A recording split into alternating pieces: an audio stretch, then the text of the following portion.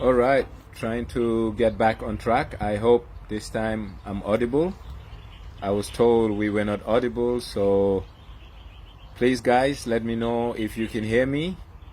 Technology failed me, but we can get back and all shall be well.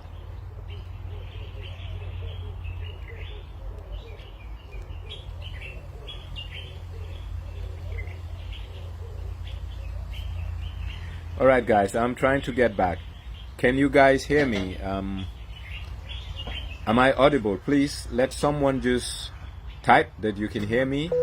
That's my only way of knowing that I'm audible. So please, I'll appreciate if someone can tell me that you guys can hear me. I just want to be heard, and I guess that will just... Sanafati, can you hear me? Hello guys. Ainaman George, can you hear me? I just want anyone to type if you guys can hear me, because I don't know whether I'm audible. I just want to know that I'm audible. Hello? Well, it looks like no one's typing, so I'll just assume that I'm audible. I was told that I was inaudible, so Yamadabo, can you hear me? Guys, I just want to know whether, I'm audible. I was told I wasn't being heard, so I had to come back. But yeah, on the issue of society, like I said, we rely heavily on the courts, and a civilized country should rely on the court system to make sure that issues are resolved and resolved peacefully, because that's the way we can maintain peace and stability in our country. But if we have to get to a point whereby the Gambians don't believe in the judicial system, then we have a problem. And that's not what we want as a nation. What we want as a nation, we want to be a nation of laws, not a nation of men. We want a nation whereby the rules of the land dictates the actions of people, whereby there are consequences to the actions taken by people. So that's the only way I believe this country will change, and change for good. So, like I said, on the issue of Bob Ketter, it's not my responsibility to take sides or say who is right or wrong. That's for the courts to decide. But what I know for a fact is justice should be swift. Justice should be seen as something that is dispensed equitably. And what is equitable justice? To make sure that justice is fast-tracked. Well, we all know what happened to that baby. By now, social services, child welfare, social welfare in the Gambia should have intervened. The police should have intervened. By now, an investigation should have opened on this matter. By now, the nation should have been addressed or informed by social welfare on this issue. This is a major issue. Major in the sense that not because Mr. Ketter and co are in the courts, no. It's the life of a young Gambian, nothing to do with the rape issue. A life of a young Gambian who has been locked in a car, and that became the cause of his death. If that is not carelessness, if that is not being irresponsible, well, I don't know what being irresponsible is all about. And it's high time. People pay for such actions. It's high time we show our citizens that child neglect comes with a legal price. And the legal price is imprisonment. The legal price is the state taking care or taking over that child. The state has ultimate right to any child that has been maltreated. The state has ultimate right to make sure that kids are protected in this country. So if a parent forgets a child in this hot, unbearable weather in a car for that long, that parent needs to immediately answer, because the life of that child is as precious as not only the life of that parent but everybody else, and is the responsibility of state to protect all and sundry. It's the responsibility of state to protect all and sundry. And if the state is not seen as being proactive, then it means the state is condoning bad behavior. And when the state condones bad behavior, a citizen can get away with murder. And when citizens get away with murder, it creates anarchy. And when society gets to that level, that's where decadence sets in. And when decadence sets in, it's going to be difficult for government to police its citizens. And that's where we find ourselves today as a nation. And for me, that is troubling. And for me, that is worrisome. And the child, the Gambian child, needs protection from us, we the parents. The Gambian child needs to be protected. And that protection comes under law. And when we parents neglect to discharge our parental duties, government and the state needs to step in. When government and the state steps in, remedial actions need to be taken, and sometimes it's penal. The people who perpetrate those injustices to these kids need redress, and that redress comes in the form of a penal penalty. And it needs to happen. So that's one issue that I'm worried about. And like I said, nothing to do with the ongoing case, because right now I think the whole of the country, we are focused on whether it's a rape or it's not a rape. For me, that's inconsequential at this time.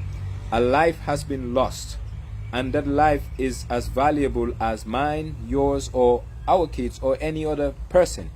But the ultimate responsibility is the responsibility of state to make sure that all citizens are protected under the law. And if there is an infraction against a citizen, the full extent of the law will be applied on whoever did that infraction. So this, to me, is manslaughter, and this, to me, needs social welfare first to step in. You see, I think sometimes government departments don't do their work properly, or they think it's a criminal. No, this is not a criminal matter. This is child neglect. And Department of Social Welfare are responsible for the welfare of the Gambian child, for the welfare of the disabled, for the welfare of the physically challenged. So if a Gambian child has been left in a car for more than an hour, it's the responsibility of social welfare to intervene on behalf of that child. And that intervention, one, is to make sure she receives medical care. But in this case, the child is dead. Now social welfare needs to make sure justice is dispensed for that child. So the police should intervene after they've been involved by Department of Child Services. And I hope Department of Child Services or Social Welfare will do the needful and do the right thing for baby, is his name Mohammed or whatever, but rest in peace. And I do hope the government finds you justice. What's happening at the courts right now is not justice for him. That's justice for the mother, or acquittal for someone that has been wrongfully accused.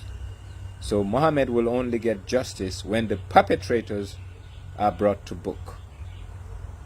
And that's one thing we need to worry about. And finally, before I close, I want to talk a bit about security in the country and the vulnerability of our neighborhoods. Unemployment is high. It's leading to prostitution, drug abuse, and other vices that are not too friendly to society. Like I said, what are the root causes of this? Hopelessness. Why is hopelessness the root cause?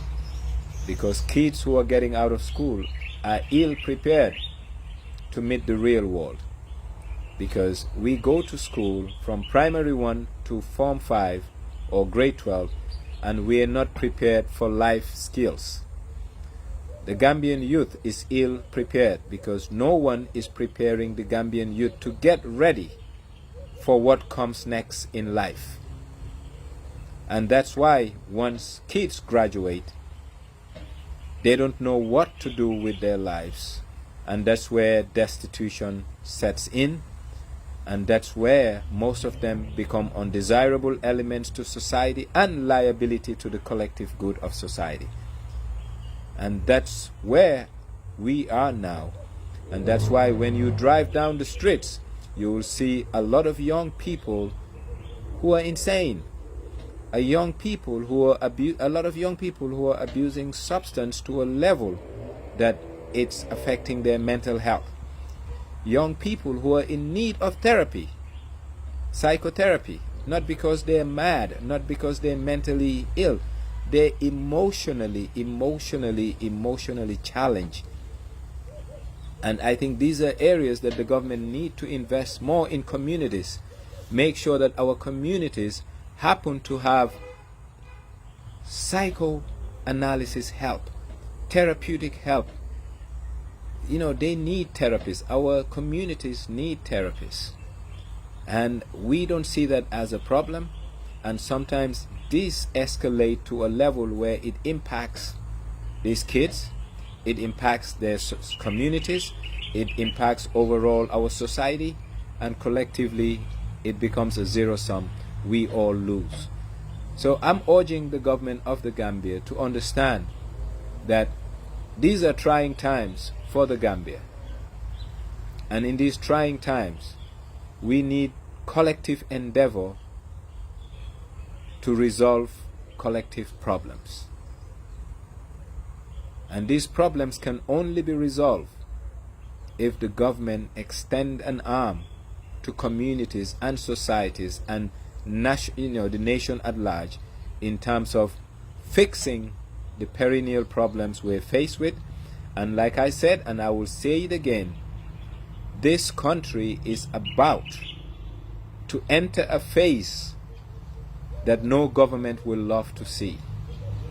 Call me a doomsday advocate, but I'm not a doomsday advocate. I am seeing it coming.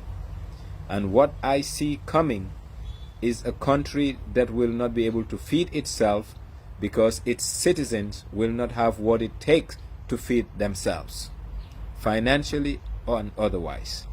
So therefore, this is the time for the government of the Gambia to implement inward-looking strategies to mitigate the eventual food crisis that is coming our way. Like it or not, food is going to be an issue. Global food inflation is rising, and income levels of Gambians are not rising to equate that gap that we are seeing. So the only way we can mitigate the eventuality of global food shortage is to make sure we have a national approach to a national problem. I think that's the only way we can resolve our problem. If not, we are in for a long ride, and we're in for something that's not going to be pleasurable. So people who are too close to the powers that be, people who are too close to the political class, start telling them that this country is in need of a food strategy. This country is in need of a plan B that is devoid of importation. This country is in need of creating entrepreneurs that will get into agribusiness, food processing, farming, etc., to make sure that the relative peace and social stability we know continues and continue at a level whereby peace reigns in the Gambia. Thank you so much, and it's just Njang Njie raising the alarm because I foresee a problem. Look at our exchange rates. Look at the commodity prices globally, be it petroleum, be it food items. It's high time we look inward in solving these problems. God bless the Gambia. I love you all. Thank you.